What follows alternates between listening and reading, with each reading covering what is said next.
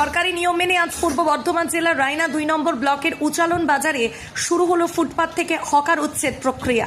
সরকারের পক্ষ থেকে বহুদিন আগে ঘোষণা করে দিয়ে হয়েছিল যে রাস্তার ধারের জায়গা দখল করে যে সকল আছে তাদেরকে সরে যেতে হবে। প্রশাসনের সঙ্গে সহযোগিতা করে পূর্ব বর্ধমানের রায়না 2 ব্লকের উচালন বাজারে রাস্তার ধারে বিভিন্ন জিনিসপত্রের পসরা সাজিয়ে নিয়ে বসা হকাররা 15 থেকে 16 ফুট খালি করে দিয়েছিলেন।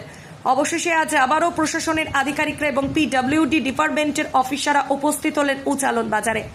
তারা এসে এদিন মাপযোগ করে দেখেন। দিঘির কোণ থেকে শুরু হয়ে আজ মাপযোগ করা হয় সরকারের পক্ষ থেকে। যাদের দোকান রাস্তার আওতায় পড়ছে তাদের দোকান সরিয়ে নিতে হবে, একথা জানিয়েছেন ব্যবসায়ী সমিতির সম্পাদক শেখ মনিরুল আলী।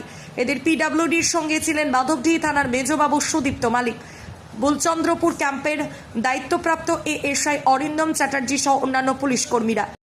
উচালন বাজারে কি হচ্ছে আজকে? উচালন বাজারে হচ্ছে বলতে গেলে মন খুবই ভারাক্রান্ত, কারণ ফুটপাতের ওপর প্রচুর মানুষের ব্যবসা আছে, রুজি রোজগারের ব্যাপার আছে।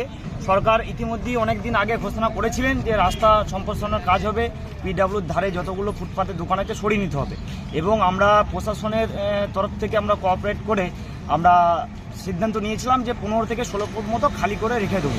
সেই মতো আমরা কিন্তু ব্যবসায়ী সমিতি থেকে বা দোকানদাররা মিলিয়ে 15 থেকে 16 ফুট মতো খালি করে দিয়েছিলাম, এবং আজকে প্রশাসনের লোক এবং পিডব্লিউডির আধিকারিকরা এসছেন, ওনারা মেপে দেখছেন, এবার যার দোকান তার মধ্যে পড়ছে সরিয়ে নিতে হবে।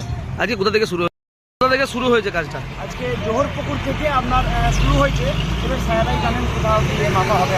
কোথা থেকে শুরু হয়েছে আজকে জোহরপুকুর থেকে, দিঘিরগঞ্জ জোহরপুকুর থেকে শুরু হয়েছে, এবার কোথায় শেষ হবে। কারা কারা আছে আজকে? এখানে প্রশাসনিক আধিকারিকরা আছেন এবং পিডব্লিউডির ম্যাডাম ওনারা এসছেন। আপনার নাম? আমার নাম শেখ মনিরুল আলী, আমি এই ব্যবসায়ী সমিতির সম্পাদক।